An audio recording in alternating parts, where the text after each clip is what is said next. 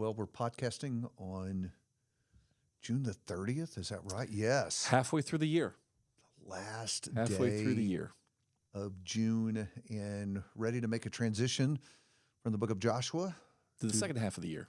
to the book of Judges, which we're going to be reading for the second half of the year. And so this week, we're encouraging you to read all the way through the book.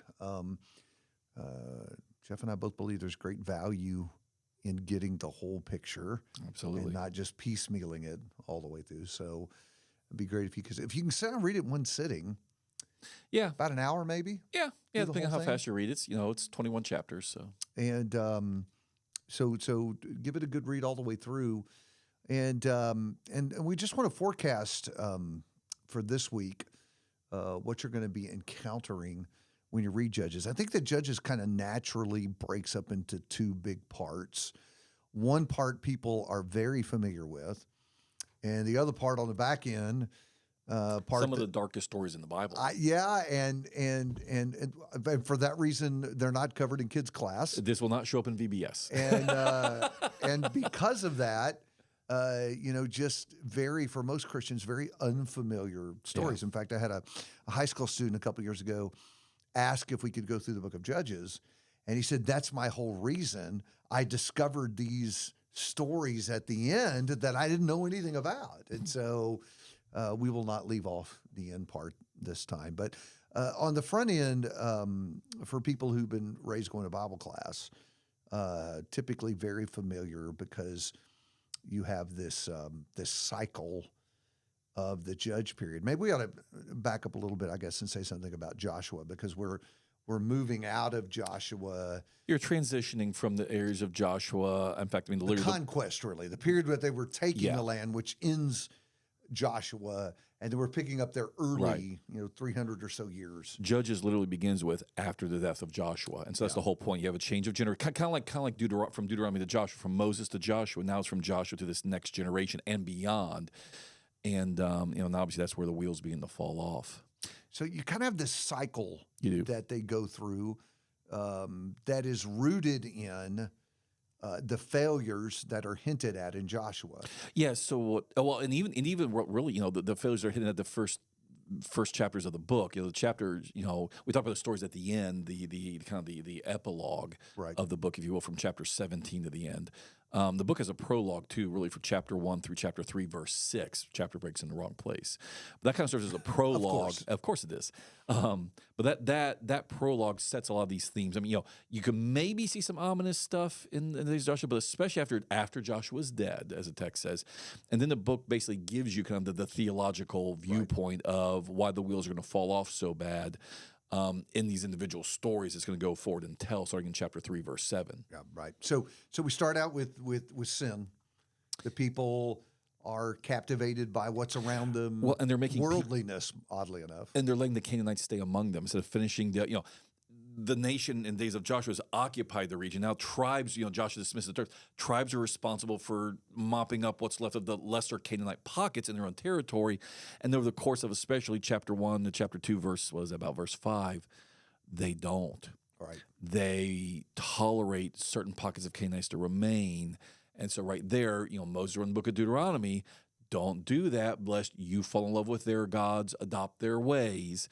And that's where they fall in love with the sin of the people. Yeah, you wonder why God didn't just spell it out and say what the danger was. Yeah. I mean, He literally tells them word for if you do this is what will happen. Here's what's going to happen. So anyway, they get pulled into it's what the problem always. It's a problem of worldliness. They get pulled into what their neighbors are doing, and they end up committing sin. And then, as a result of that, the next step in the cycle is punishment. Right. God allows the neighbors not just to rule their hearts with their sin, but to rule over them. Yeah. And so some kind of enemy comes and will subject them for a period. Yeah, it's a very visual and kind of historical reminder of just look, if you want to live in the world, you get the world in fullness. And it's the classic idea of sin, right? That I'm in charge of my sin. I can quit when I want. And part of what's literally happening in these stories is, no, you can get so deeply into the cycles of addiction, cycles of hardening of the heart, spiritual blindness. We think we can walk whenever we want. And God always says, no, sin is a way of capturing you, Right. and that literally happens to the people. They like the Canaanites, and so the Canaanites went up ruling them, in various ethnicities, various pockets. Which ends badly because most of the time, suffering is never far behind sin, and No. so in their suffering, they cry out to the Lord. They're oppressed in their own land, ironically. It's amazing how those seasons force us to look back up to God. Right? Yeah. There's nothing odd about this cycle. In fact, it is the human cycle, not just the judge cycle. But the issue, I mean, that's why the cycle keeps repeating itself, is the cry to God really about genuine repentance versus crying to God about the consequences. Right. And of course, that's why from generation to generation, in fact, not only do they not get better, but honestly, I think part of the way the book of Judges, as you're reading it all the way through, watch for this, it shows that kind of with each go around the cycle, each turning of the wheel, they're getting progressively worse, including the judges themselves are becoming worse and worse, lesser and lesser men. Yeah. That is a point to be made about the book because It is not just a circle, it's a downward spiral. it gives it people are troubled. Like, for example, Samson. Mm-hmm. I mean, Samson is a hero, but he's a despicable character. I had a professor in college who said Judges about heroes with stained hands. Yeah, these are not, Not always good men, even a little bit. This is not a Joseph or a Daniel that we're reading about here. So they cry out to the Lord, and then the next segment of the cycle is the deliverer, which is really what judge means here. We typically think of a judge as a guy that sits behind the bench and rules at a trial. When we talk about judges in the context of this book, this is a deliverer God raises to hear their cry and get them out of their oppression. The way I like the phrase is kind of in more the Hebraic kind of the way this works. These are the guys who set things right. God uses to set things right. What a judge and justice is in the Bible often in the Old Testament is setting things to right. Back to reality, Jeff? Yes, Genesis. There you go, singing my song, man. I mean, it's not about it's not an earthly conception of justice. Justice is in the Old Testament. Justice is righteousness applied. God's right ways, God's right orders. Justice is the resetting to factory settings, if you will. God, whatever God said was right and good, the judges are the ones who are supposed to restore the order, restore things back to, and that's what it means to judge, to do justice. And the interesting thing, Judges, is that sometimes we are given very lengthy stories. Like Samson is one of the longer stories in the book of Judges. Other times, I mean, like a verse. Yeah. You get very, very little detail. And so there's significance, I think, to the stories that we end up getting beyond just, memorizing the list, the names that appear in the list. Absolutely. And then following, the deliverance, we're told that there's this period of rest. Yeah. Right? Right. Everything's kind of settled. People come back to God, and so there's peace and rest. And that's just the setup, right? It's the calm before the storm. Yeah. Because it's not going to be long before they're going to go back and they're going to sin again.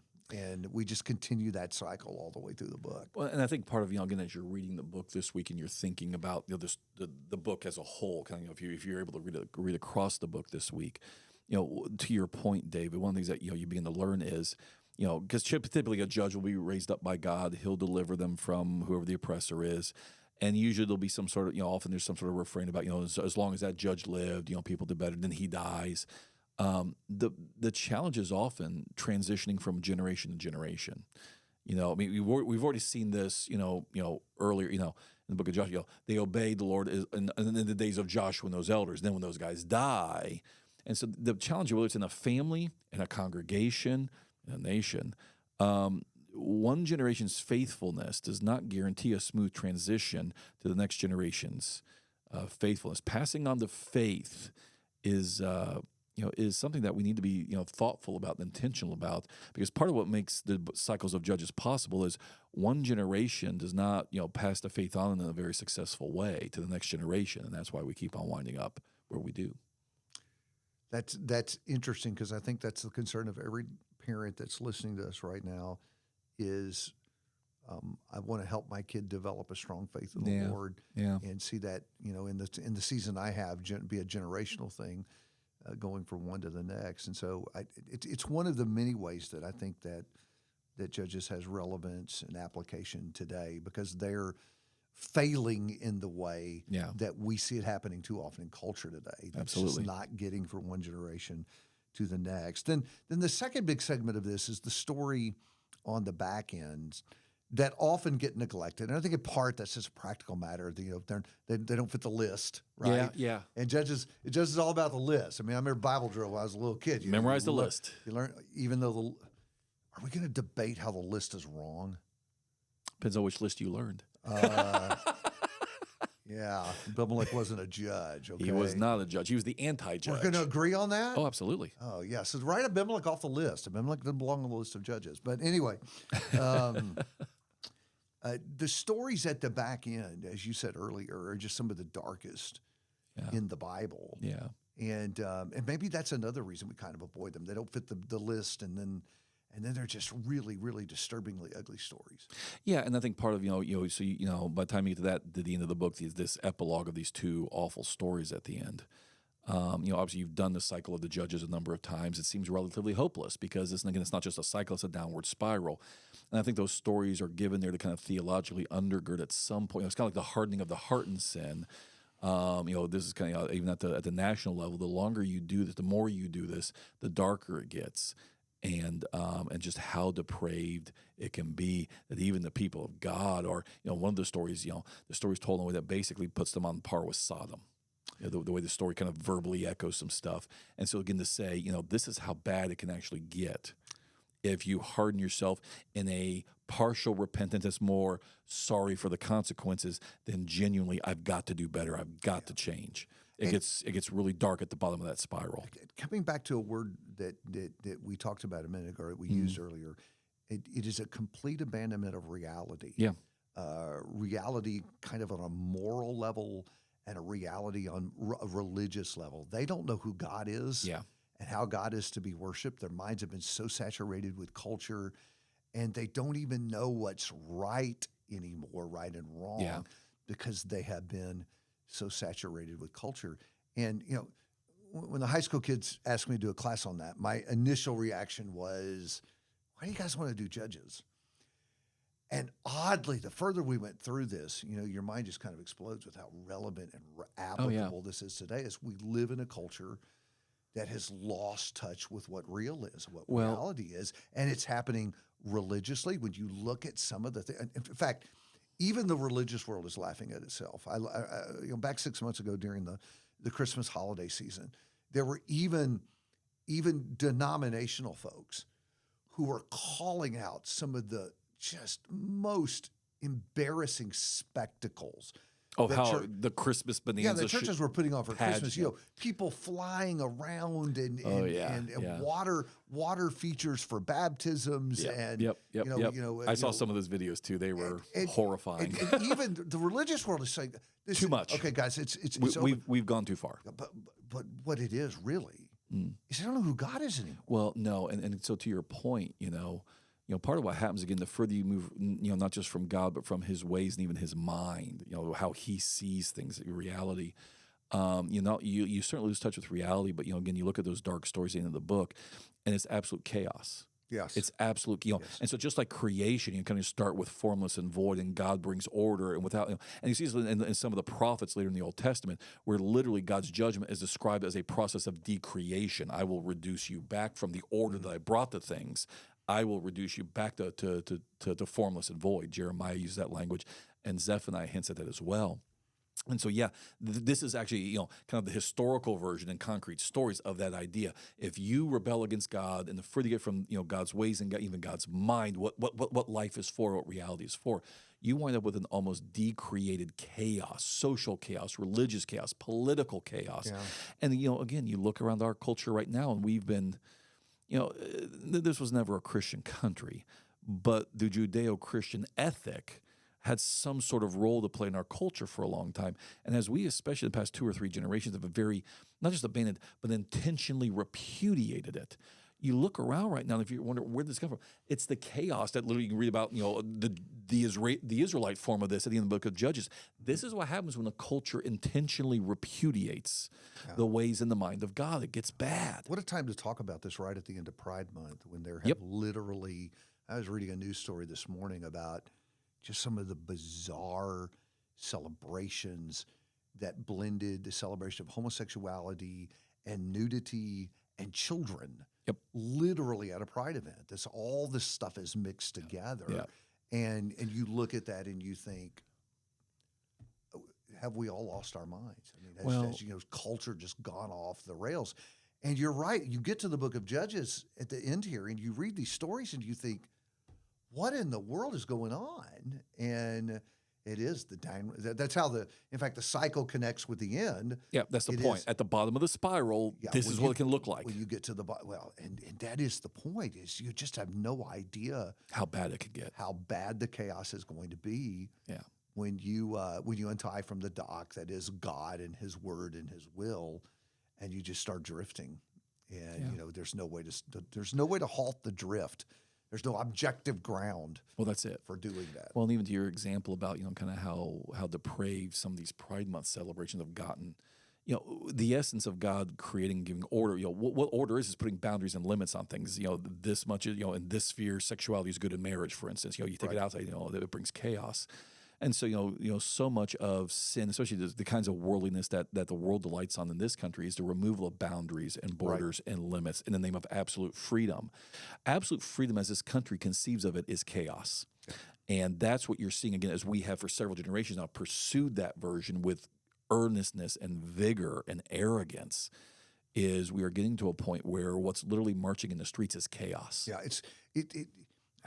the problem is that when you are working with a subjective boundary, this is my opinion, where the line ought to be. Right. There's always going to be a generation behind. Take it one step further. Coming behind you that's going to say, why would we stop there? That's right. And why would we stop there? Yeah. Right. Well, it's funny. I watch the gay rights advocates now sitting there looking at transgenderism saying, we didn't mean this. But you blurred the lines intentionally to get what you wanted. And now the young people who have come behind you a generation later have chased it even further. So I guess y'all can kind of get a sense where the next few months are going to go with the podcast, right? There's a lot to be worked with here. And even though this is kind of planted right in the middle of the Old Testament and not stories we think about as those speaking to us in our culture today, wow, the book of Judges is just loaded with that kind of stuff. So the lead off here is to spend some time just going through the whole book, getting a sense of it. Encourage your kids to do that, to read through the book with you. And then we're going to come back next week. We'll start marching through it chapter by chapter.